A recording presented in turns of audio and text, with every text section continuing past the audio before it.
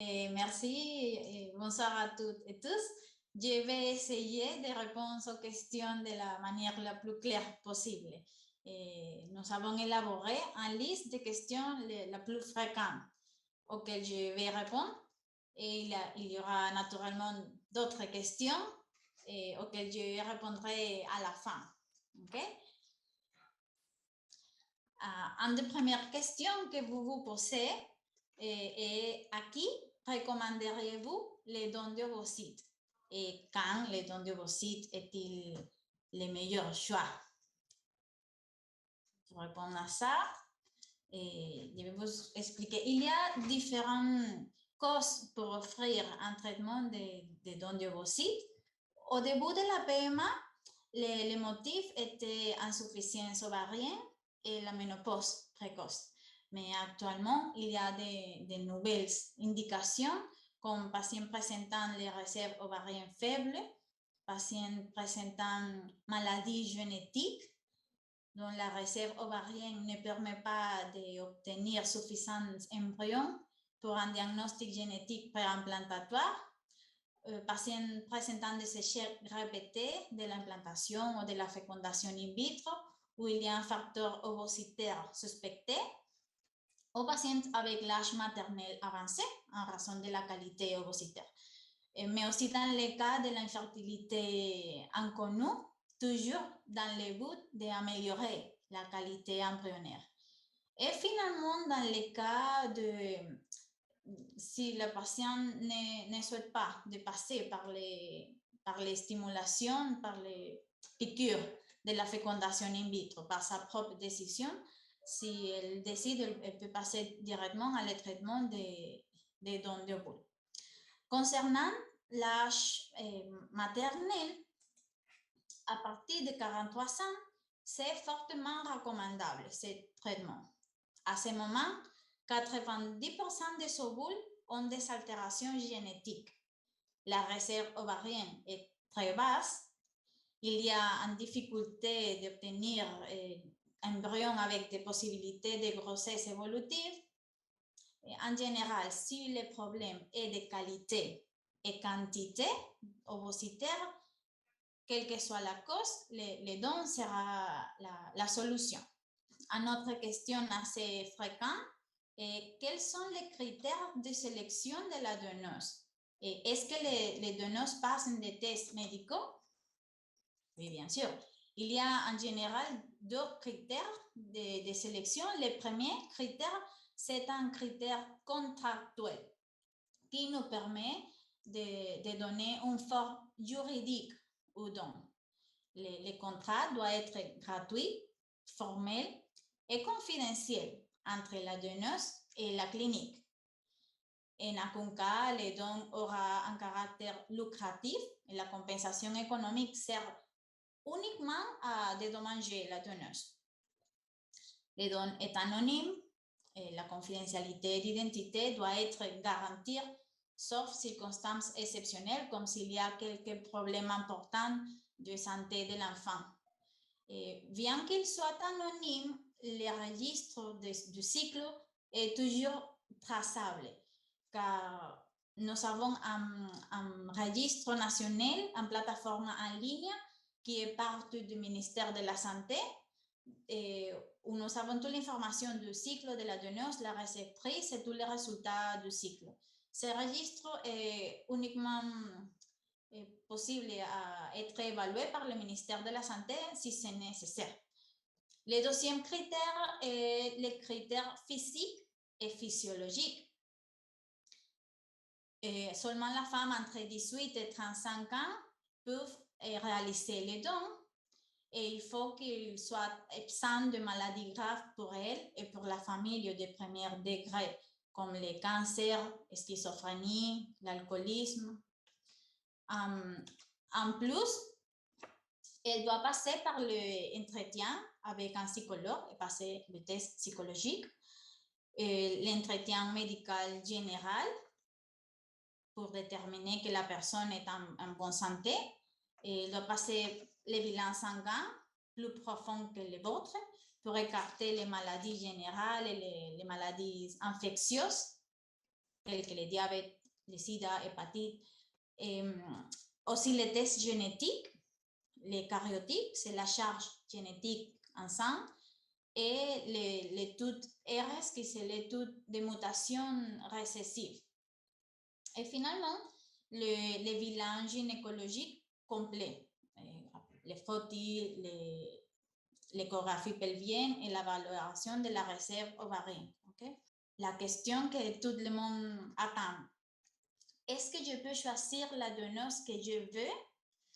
En général, la réponse est non. Les départements de donation de la clinique et les laboratoires doivent s'occuper de sélectionner la donneuse qui vous ressemble.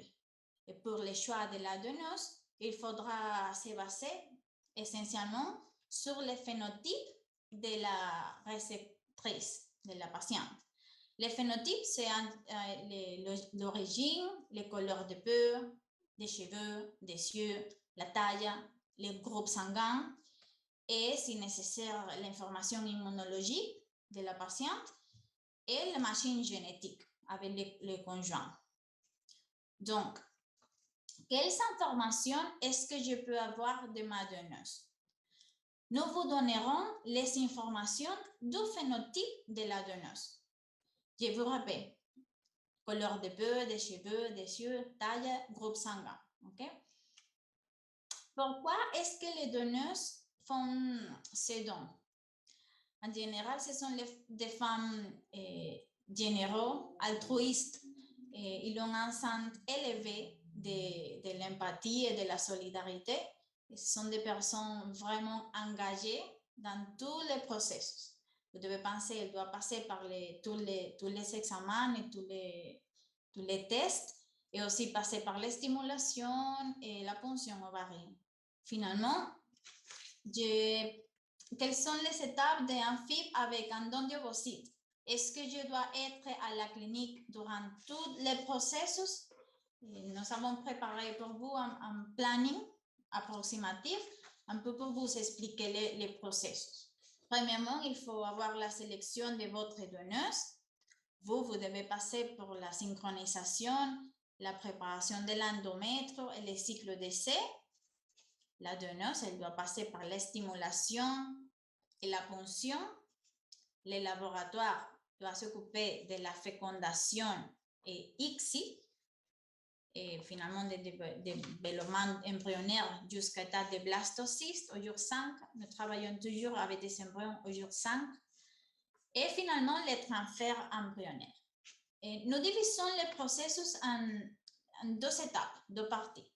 Un cycle d'essai et un cycle réel, chacun d'une durée moyenne de 4 semaines. Nous profitons des cycles d'essai pour faire la synchronisation avec la donneuse. Et finalement, le cycle réel pour la préparation des embryons, la formation des embryons et le transfert embryonnaire. Tous les cycles commencent par une règle naturelle provoquée par nous, ou si vous êtes en ménopause, vous pouvez commencer à tout moment. La première partie du cycle comprend la prise des estrogènes pour la préparation de l'endomètre, et 2 semaines plus tard, vous devez faire une échographie pelvienne. Si l'échographie, tout est normal et l'endomètre est bien préparé, on va vous informer de commencer la progestérone pendant 1 semaine et d'ajouter l'égonapectine, que c'est un piqûre qui bloquera l'activité ovarienne dans les cycles suivants. À ce moment, vous aurez les règles. Avec ces nouvelles règles, nous passons au cycle réel. Encore une fois, nous répétons les processus.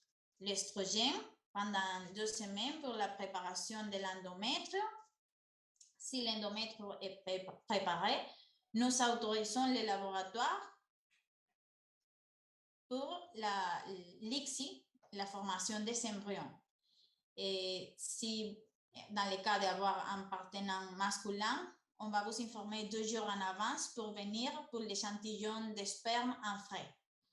Et là commence le travail du laboratoire jusqu'au jour 5 de développement embryonnaire.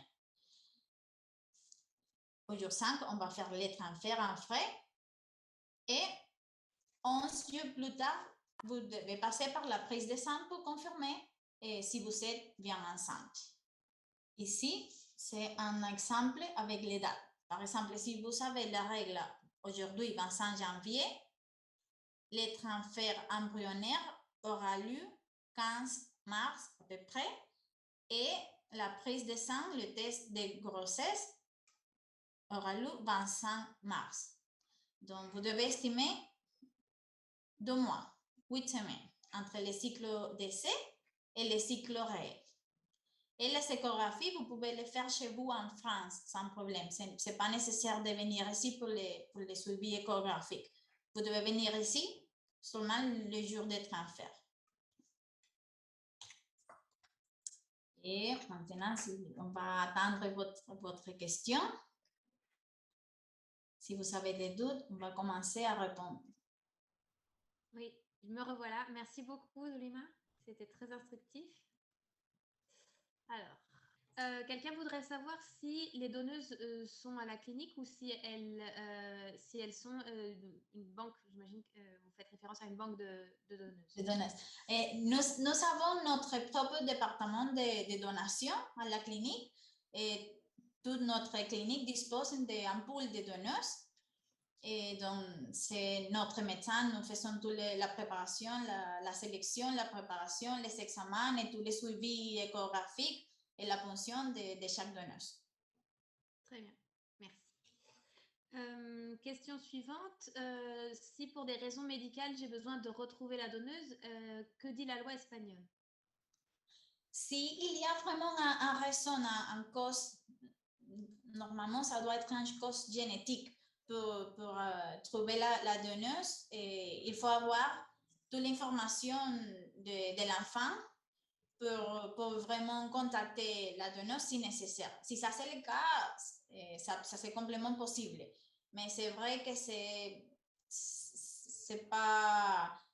rare de trouver vraiment un cas où il est nécessaire de trouver la donneuse. Okay? Mais c'est toujours possible, bien sûr.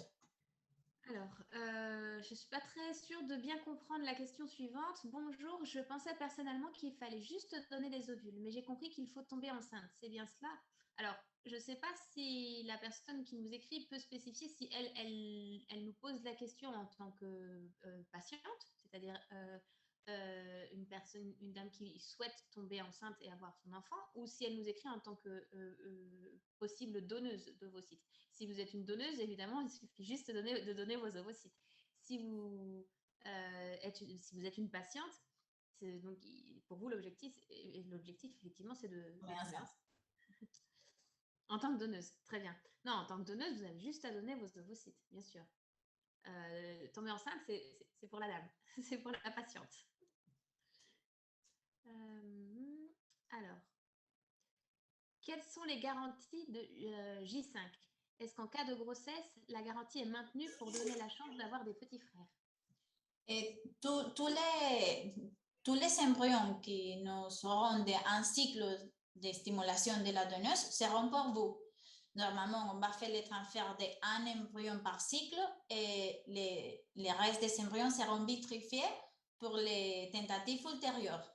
Et vraiment, c'est vrai qu'il y a différentes garanties. Ça va dépendre de qu'est-ce que vous voulez, votre planification familiale, et ça est partie aussi du département international. Mais en général, tous les embryons qui se forment dans un cycle seront pour vous. Ça va dépendre de l'échantillon de sperme, des caractéristiques du partenaire masculin aussi. Et en ce qui concerne notre clinique en particulier, tous nos traitements sont à garantie à J5. À J5. Nous travaillons toujours à J5. On transfère à J5. Quel est le taux de réussite de la FIV avec don d'ovocytes en cas d'infertilité inexpliquée? Tous les examens effectués sont OK, mais parcours avec fausse couche à répétition et grossesse extra-utérine. En général, le taux de réussite avec les dons d'ovules est de 67% si c'est en frais, 65% si c'est des embryons sont congelés, donc entre 65 et 67%. Vraiment, quand il y a une infertilité inconnue, il faut évaluer quels sont les examens que vous avez déjà, parce que ça va dépendre de combien de cycles est-ce que vous avez fait et quels sont vraiment les examens que vous avez passés. Votre âge. Parce qu'il doit ajouter, il y a l'étude de la fenêtre d'implantation, il y a des études immunologiques, les études de l'hystéroscopie, les études de thrombophilie. Donc, ça va dépendre de chaque cas pour avoir vraiment un taux final de réussite. Dans ces cas-là, madame, je vous invite, vous avez à l'écran l'adresse mail à laquelle nous écrire pour nous envoyer justement toutes ces informations dont vous parle le docteur. Puisque nous, il n'y a pas de souci, sans engagement ni rien, on peut y jeter un œil et vous donner notre avis. Si vous n'avez pas de donneuse qui nous ressemble, comment faites-vous? Quels sont les délais? Ça va dépendre de quel est le cost de n'avoir un donneuse avec votre caractéristique.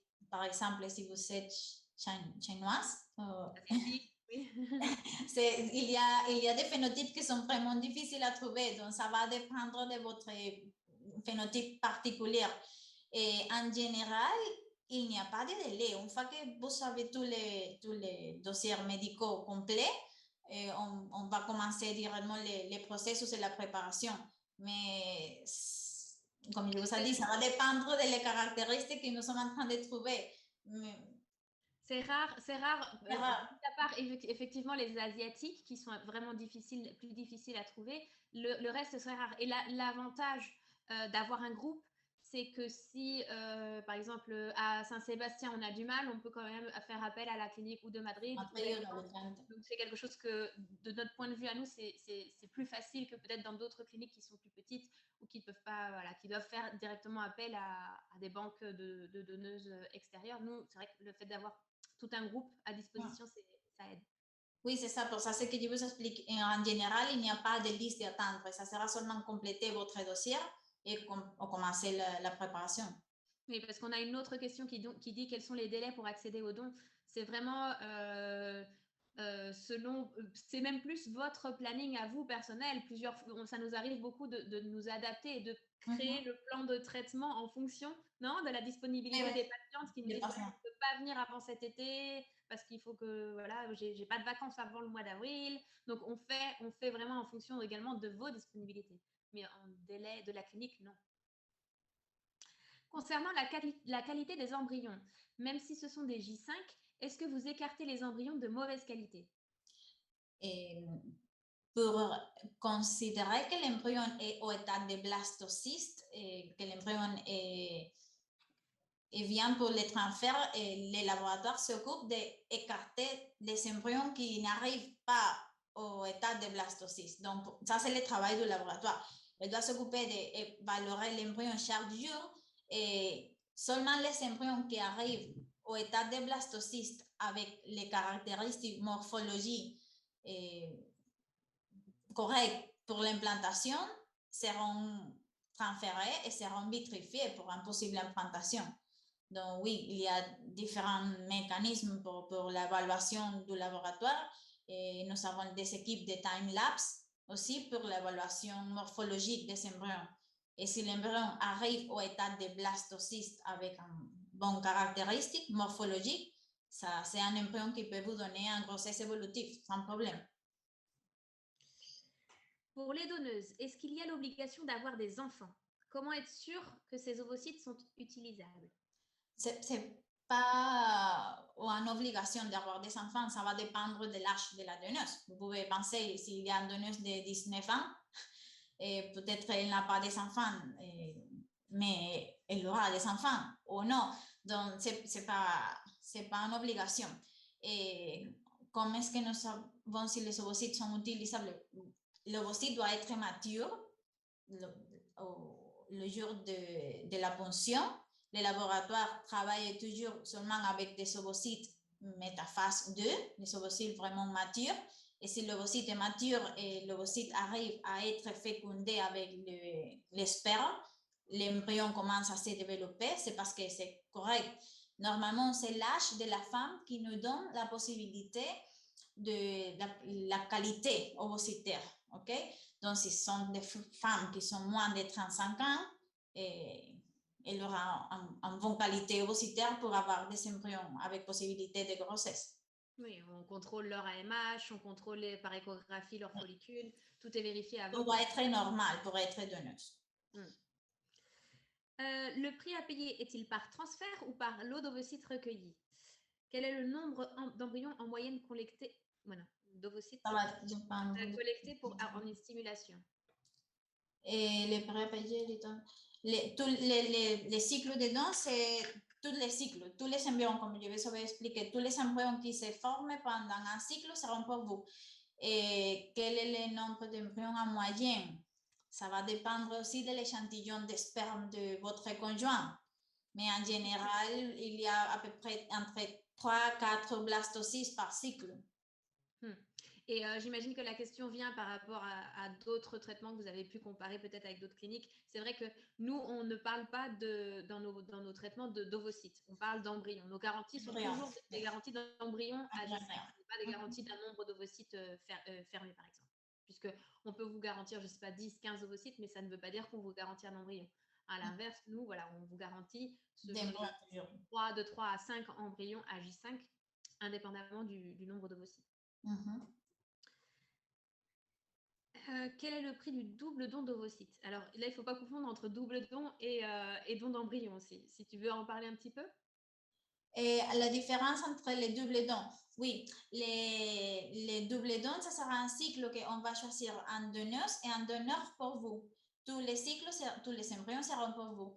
Dans l'autre partie, nous avons les accueils d'embryons. Donc, dans ce cycle, vous allez recevoir un embryon qui est déjà formé au laboratoire. Un embryon qui vient d'un cycle et le patient normalement a déjà tombé enceinte et les embryons qui sont numéraires, ils le donnent à notre patient. OK? Donc, c'est différent les doubles dons et l'accueil d'embryons. Et tout ça en rapport au prix, c'est-à-dire que le double don d'ovocytes, il faut donc compter le prix d'un don d'ovocytes normal, d'un traitement, plus le sperme. Plus sperme. Plus économique, dans le sens où voilà, tout le travail en laboratoire, la stimulation de la donneuse, tout ça est déjà fait. Il y a juste en fait le transfert. Et alors, quant au prix, je vous invite également à nous demander, parce que c'est vrai qu'il y a énormément de différences entre un traitement et un autre qui est adapté avec chaque patiente. Vraiment, je vous invite, parce que les prix, c'est bien d'ailleurs pour ça qu'on ne les met pas non plus sur Internet et tout ça, c'est vraiment que c'est pas utile, il faut vraiment que vous demandiez ce qui vous correspond à vous. Donc, je vous invite à nous écrire et il n'y aura pas de souci, on vous enverra le traitement ou les traitements qui peuvent vous être recommandés. Et quels sont les examens que vous pratiquez sur la receveuse? Se font-ils uniquement pendant le cycle d'essai, sur la patiente, quoi? Pour la patiente, oui. Et pour la recevoir, pour commencer les traitements, vous devez avoir tous les dossiers médicaux complets, tous les examens généraux, infectieux, les frottis, l'échographie, pelvienne, tout complet. Pendant les cycles d'essai et les cycles de test, vous devez passer par l'échographie pelvienne et la prise de sang pour confirmer les hormones, les estrogènes et la progestérone. C'est pareil, parce que les cycles d'essai, c'est seulement pour confirmer comment est-ce que votre corps réagit aux médicaments. Et on va faire de nouveau les cycles réels. C'est complètement le même cycle. Pendant les cycles réels, vous devez faire de nouveau l'échographie et la prise de sang. Et donc, et les deux examens, vous pouvez les faire chez vous en France. Ce n'est pas nécessaire de venir ici, comme je vous ai dit, pour l'échographie et la prise de sang. Et après, d'autres examens comme l'immunologie ou la réceptivité, c'est vraiment dans les cas particuliers où il y a eu déjà des antécédents, non? Après, normalement, après deux échecs de transfert, s'il n'y a pas de grossesse évolutive, on va vous informer de tous les examens à compléter. Ça va dépendre aussi des résultats de l'échographie, mais il y a une liste des examens qui sont plus profonds pour connaître qu'est-ce qui est en train de passer, quelle est la cause de l'échec d'implantation. Normalement, on va vous recommander de passer cet examen après le deuxième échec d'implantation. Comment la thrombophilie peut influencer l'implantation? Dans la thrombophilie, par exemple, c'est un des examens que nous recommandons quand il y a un échec. Ça nous indique les composants sanguins. okay, que la réceptrice lui donne à l'embryon. Okay? Ça va nous indiquer si, à votre cas particulier, c'est nécessaire d'ajouter un anticoagulant ou un antiagrégant plaquettaire pendant les cycles, pendant les processus. Ça veut dire l'aspirine ou l'héparine. Okay? Ça va dépendre des résultats de votre niveau de coagulation. Parce que toutes les femmes, chaque fois que nous sommes sur un traitement hormonal, nous pouvons avoir la sang plus épaisse. Donc, les thrombophilies nous indiquent quel est l'espesseur de votre sang pour voir si est-ce que vous pouvez vous bénéficier de l'aspirine et l'héparine. Merci. Est-ce que pour une femme qui a de l'endométriose sévère et de l'adénomiose, le transfert en frais est recommandé si plusieurs échecs en cycle simulé n'ont pas fonctionné? Un cycle simulé, ça va. En général, oui, si votre endomètre répond bien aux médicaments, oui, vous pouvez faire. Il n'y a pas de différence entre transfert en frais et vitrifié. Parce que dans les cas d'un réceptrice embryonnaire, le plus important, c'est d'avoir la réponse de l'endomètre. N'importe si l'embryon est en frais ou vitrifié. Le plus important, c'est d'avoir l'endomètre préparé pour le transfert. Oui, parce que là, on reste toujours dans le cas d'un don d'ovocytes. C'est une autre question si on part du FIV avec ses propres ovocytes. C'est pas la même chose. Je pense que c'est la même personne qui demande après, est-ce que l'adénomiose empêche la nidation? Quels sont les traitements appropriés? Avez-vous déjà eu des réussites pour des patientes ayant eu de l'adénomiose?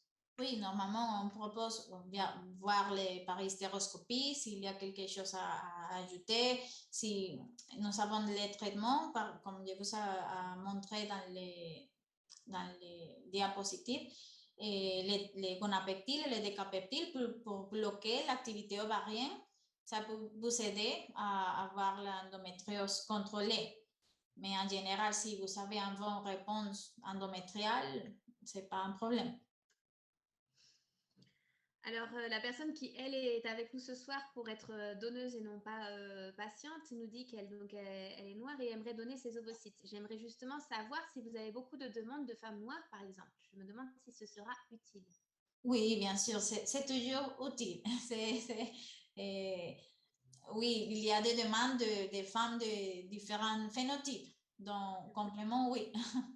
La question que vous devez vous poser, parce que en fait, quand une personne, donc une donneuse vient donner, il faut qu'elle soit bien suivie, comme si, parce qu'en fait, elle subit une stimulation comme nos patientes lorsqu'elles font une FIV, une stimulation ovarienne. Donc, il faut qu'il y ait des contrôles tous les 2 jours. Donc, la grosse question, c'est de savoir si vous êtes disponible pour être, je ne sais pas, sur Madrid, sur Saint-Sébastien, donc qui est proche de la frontière, ou même à Alicante, pour pouvoir faire ce cycle et avec ces contrôles jusqu'à la ponction. Donc voilà, c'est la grosse question, et avec les examens également préalables qu'il faut faire, divers rendez-vous. Donc c'est en général quand on a des personnes de l'étranger qui aimeraient devenir donneuses, c'est toujours les premières questions qu'on leur pose, c'est-à-dire qu'il n'y a aucun souci, on est plus que content de vous avoir. La seule chose, c'est que voilà, il faut être conscient qu'on a besoin de vous et d'être sur place pendant déjà toute la préparation, toute la sélection, et ensuite durant tout le cycle de stimulation. On peut avoir une information sur les donneurs, hommes ou femmes, concernant le poids, s'ils ont des enfants, les études? Ok, le poids, pour devenir donneuse et donneur, il doit avoir un IMC normal. Donc, le poids doit être normal selon chaque taille, la taille de chaque personne. Et donc, doit être normal. Et concernant si l'on des enfants, ça va dépendre. Si nous avons l'information, des cycles des patients, nous pouvons vous donner l'information, mais ce n'est pas relevant, ce n'est pas important vraiment si l'on des enfants. Et les études, non, parce qu'ils ne sont pas classifiés par les études. Ils sont classifiés seulement par les informations physiques et physiologiques. De toute façon, comme vous a dit déjà le docteur, les dons sont totalement anonymes. Anonyme, oui. Les informations concernant le phénotype, on peut pas, c'est des critères de sélection, mais c'est pas une information qu'on peut donner aux patients ensuite. Les seules choses, et dis-moi si je me trompe, Zolima, mais les seules choses qu'on donne officielles aux patientes une fois qu'elles sont tombées enceintes, c'est l'âge de la donneuse. Oui, les groupes sanguins. Pour le pourcentage de risque de trisomie, si je ne me trompe pas. Oui, d'altération. Non? Oui, l'âge pour avoir l'information pendant les grossesses et les groupes sanguins, ça c'est tout. C'est tout ce qu'on pourra vous donner. On ne pourra pas vous dire si officiellement les yeux sont bleus, parce qu'après, c'est effectivement des critères de sélection, mais on ne pourra pas vous donner plus d'informations officielles sur votre donneuse. À partir de quel grade considérez-vous que l'embryon est viable? Donc ça, c'est des grades de laboratoire De laboratoire, A, B et C. Ça va dépendre des caractéristiques morphologiques du laboratoire. Mais si l'embryon est 2, il va être écarté par le laboratoire. Ça, c'est partie du laboratoire. Vous n'avez pas de liste d'attente, donc vous utilisez des ovocytes congelés ou alors c'est au moment de la sélection, la donneuse, qu'elle commence le traitement?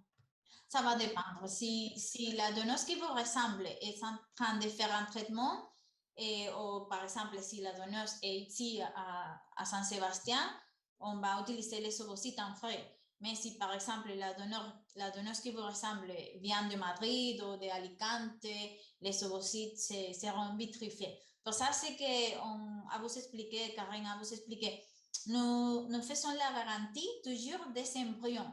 Le plus important est d'avoir des embryons, pas d'ovocytes. Okay? Donc, une fois que vous commencez le cycle, vous va signer pour une garantie embryonnaire. Alors, la question sur le tarif, donc je vois encore des questions qui concernent les tarifs. Je comprends votre inquiétude concernant le coût moyen entre cycle d'essai et cycle réel, tout ça. Vraiment, ça peut passer du simple au triple.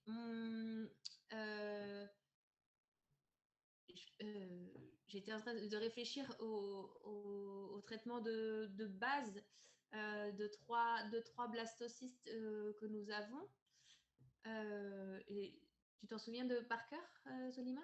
Non, je ne laisse pas. C'est partie des départements administratifs. Nos assistantes de suivi à l'adresse indiquée, elles vous enverront tout ça. Il n'y a pas de souci.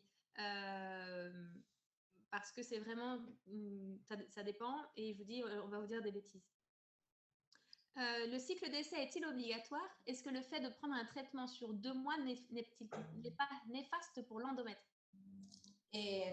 C'est un cycle recommandable pour voir la réponse du corps au traitement. Et ce n'est pas obligatoire, mais c'est vraiment recommandable. Et ce n'est pas néfaste parce que vous devez penser, tous les cycles en général, c'est un cycle complètement artificiel. Donc, pendant un cycle naturel, votre niveau hormonal sera ici. Les cycles artificiels substitués, votre niveau hormonal seront ici. Mais pendant les grossesses, les estrogènes et la progestérone seront vraiment très élevés. Donc, si vous n'avez pas une contre-indication pour les grossesses, il n'y aura pas une contre-indication pour faire un cycle artificiel substitué pendant un mois.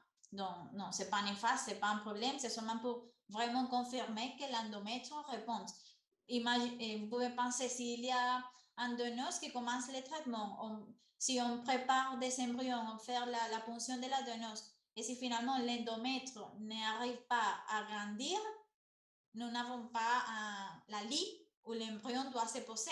Donc, c'est seulement pour confirmer que nous serons tous préparés pour le cycle réel et qu'on va vraiment former les embryons et que vous allez vous déplacer ici en Espagne avec la garantie que tout sera bien.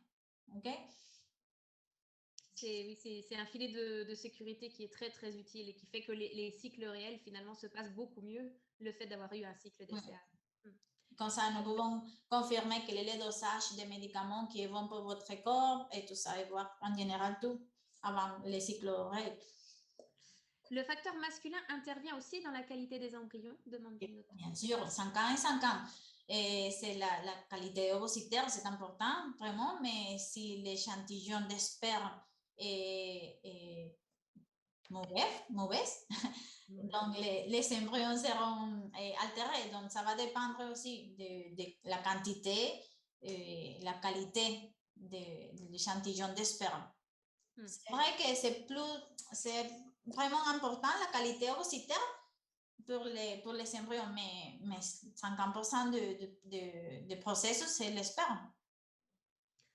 On peut avoir des embryons à J5 de bonne qualité et s'il y a des problèmes d'endomètre, il n'y aura pas de nidation. Quels sont les examens possibles pour une patiente qui a eu aucune accroche depuis 7 ans? Qualité de sperme conjointe bonne.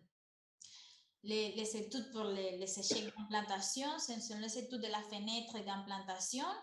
Ici, à notre clinique, nous l'appelons l'étude AirMap, et l'étude le composant immunologique, les NK, la natural killer de l'endomètre, qui est l'étude IgMap, l'hystéroscopie, et l'étude des composants infectieux, avec les CD138, et les thrombophilies. Donc, entre tous les études, on va faire un protocole personnalisé pour chaque personne si est-ce qu'il y a un problème d'endomètre. J'ai entendu parler de l'épigénétique. Ah, vaste sujet. Qu'en pensez-vous? Est-ce que l'embryon transféré peut se modifier grâce à notre génétique dans le ventre? Est-ce qu'on donne un peu de nous en portant le bébé? Oui. L'épigénétique, c'est ça qui est sur la génétique. C'est un nouveau concept que nous attendons d'ici à quelques ans. Et ça c'est toute l'information génétique que vous pouvez le donner à l'embryon. Vous devez penser que, je vais utiliser un exemple, que l'embryon, que l'information de l'embryon, l'information génétique de l'embryon est déjà là, ok? L'information de la charge génétique de femmes et des hommes est déjà là. Et quand vous avez l'embryon à votre endomètre, votre corps va lui donner l'information pour activer ou désactiver quelques gènes, ok? Donc, selon les gènes qui seront activés ou désactivés, ça sera la formation de chaque personne. Et ça, c'est votre corps qui lui donne ces informations à l'embryon. Donc, oui, c'est vraiment important. Toute l'information que vous voulez les donner pour activer ou désactiver à l'embryon. Et ça va dépendre seulement de la réceptrice. Alors, on a une personne qui nous demande si on a un partenariat avec un hôpital en Belgique. Donc, je sais pas, on ne peut pas avoir de partenariat avec des hôpitaux ou des médecins.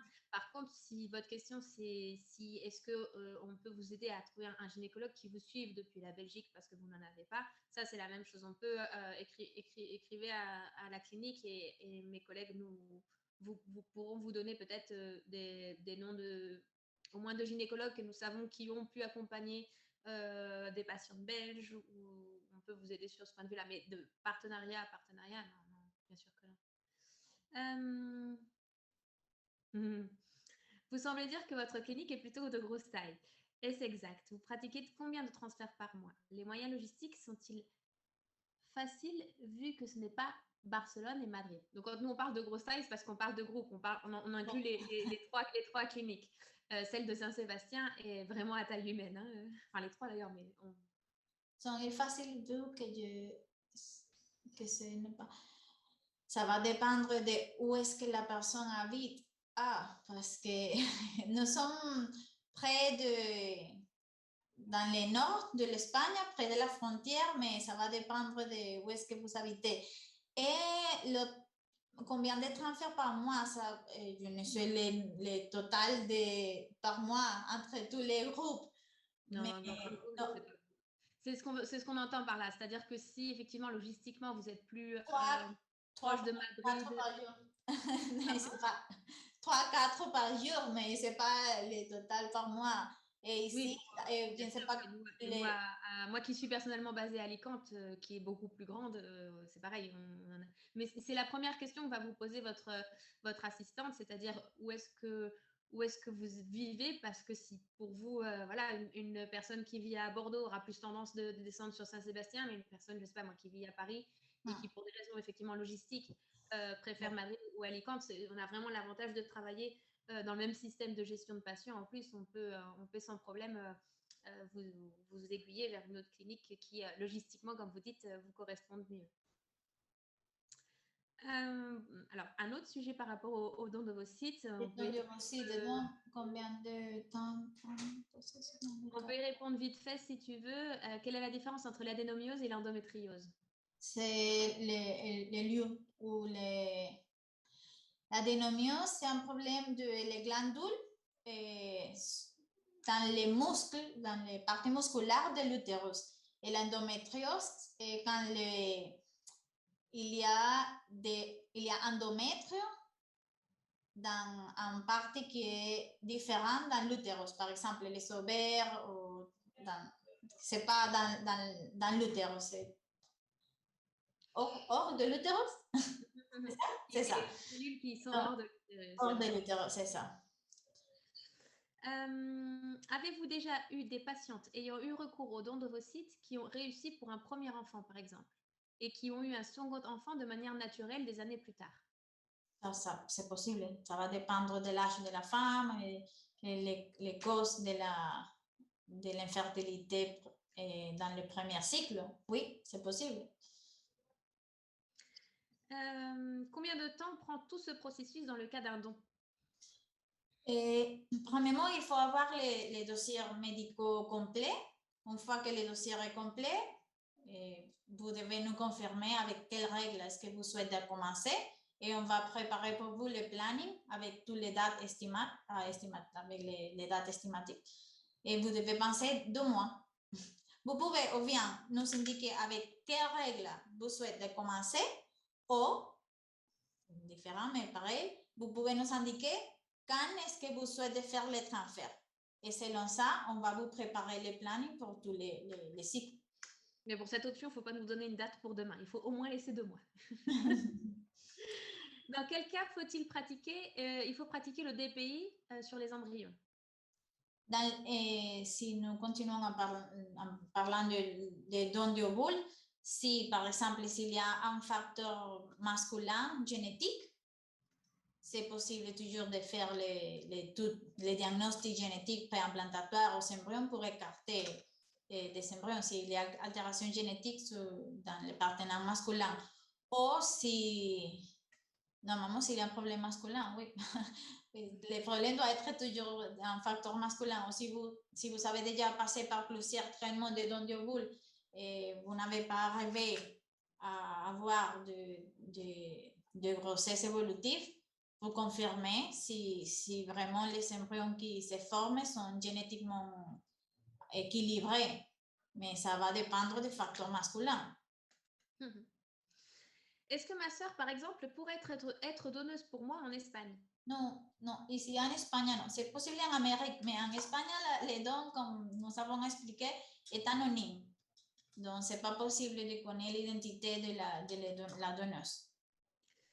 Est-ce que vous pourrez nous transmettre la présentation diffusée au début du webinaire par mail? Alors, par mail, non, mais dès demain, ce webinaire sera en ligne sur notre chaîne de YouTube. Donc, vous pourrez le revoir sans problème. A-t-on la possibilité de choisir un transfert de 2 embryons en une seule fois, après un don d'ovocytes, j'imagine? Non, ce n'est pas recommandable. On va vous recommander toujours de faire les transferts d'un embryon en blast par cycle, ok? Et les transferts de 2, ça va vous donner plus risque d'avoir des maladies pendant les grossesses pour vous et pour l'enfant. Donc, ce n'est pas une recommandation médicale, pas du tout.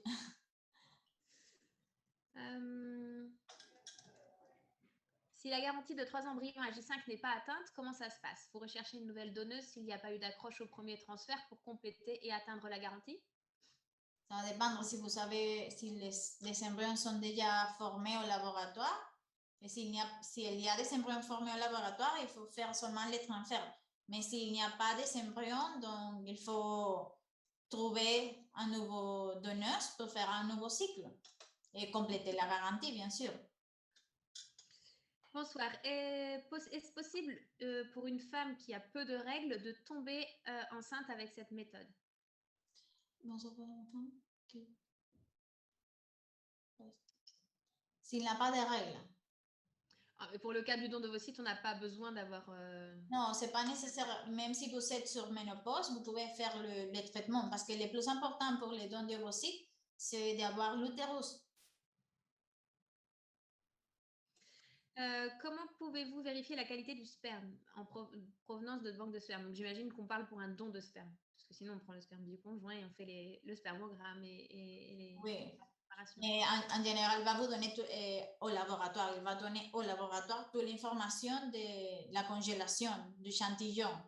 Donc, Et la banque de sperme ne congèle pas de sperme qui n'est pas de bonne qualité non plus. oui. Vous parlez de garantie blasto, mais un blasto peut être noté de A à D. À partir de quel grade considérez-vous que l'embryon est viable? ABC, c'est selon l'information de la Société espagnole de fertilité et de la Société espagnole d'embryologie. C'est ABC. Ce n'est pas la classification américaine, c'est la classification espagnole. OK? C'est pas pareil, c'est pas possible de les comparer, c'est différent. Concernant la question des problèmes, sur les problèmes logistiques, j'habite à Lyon.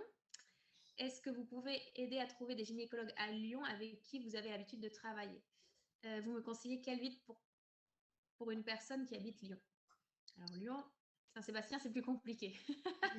Moi, personnellement, je sais qu'il y a des liaisons directes avec Madrid sans problème et avec Alicante aussi. Donc après, c'est vraiment vous. Regardez, j'ai plus souvenir des compagnies aériennes qui viennent, mais je sais que Lyon et Alicante sans problème, et Lyon-Madrid également. Et en concernant les gynécologues, c'est pareil, on pourra faire une recherche de nos patientes. La plupart des patientes nous donnent des noms de gynécologues qui les suivent. Donc on pourra peut-être faire une recherche et voir s'il y a des gynécologues qu'on sait qui ont suivi des patientes dans votre cas et qui pourront très certainement être ouverts sur le fait de vous suivre. Est-ce que le DPI est obligatoire pour le double don? Non, pas du tout. Non, parce que le DPI est recommandable quand il y a un risque génétique pour les embryons.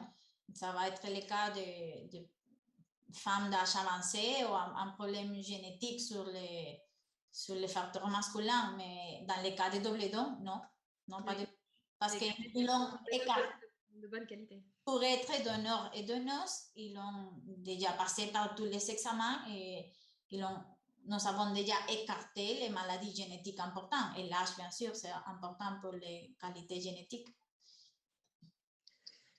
Dernière question pour le moment. Y a-t-il les mêmes délais dans chacune de vos cliniques? Oui.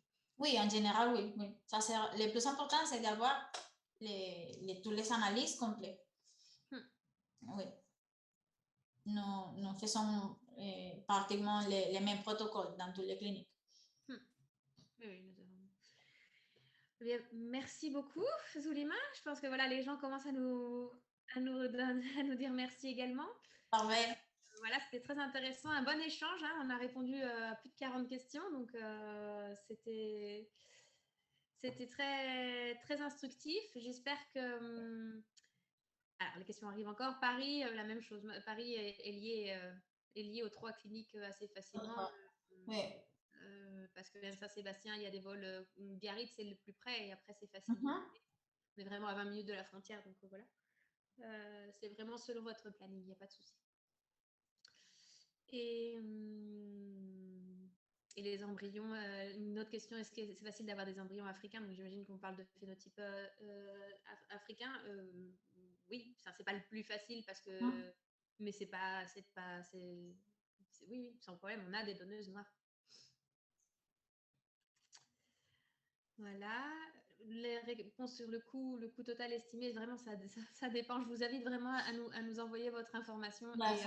Alors, c'est vrai que ça va vous paraître bizarre, mais ça ne m'étonne pas que Zulima non plus ne sache pas parce Non, que je le sais. c'est vraiment très particulier à notre clinique, c'est-à-dire que les médecins ont très peu conscience, ne savent pas nos prix, dans le sens où ils se focalisent sur l'aspect médical du dossier du patient. Et après, c'est vraiment les assistantes. Vous allez avoir en fait une assistante qui va vous suivre pendant tout le traitement jusqu'à la fin du premier trimestre de grossesse et qui va pouvoir être là pour vous répondre à toutes les questions. C'est vraiment, en plus, on le fait de manière volontaire, c'est-à-dire que les médecins ne présentent pas les budgets, les devis et les traitements aux patientes. Elles se concentrent vraiment sur le traitement, sur les examens à faire, sur le dossier médical.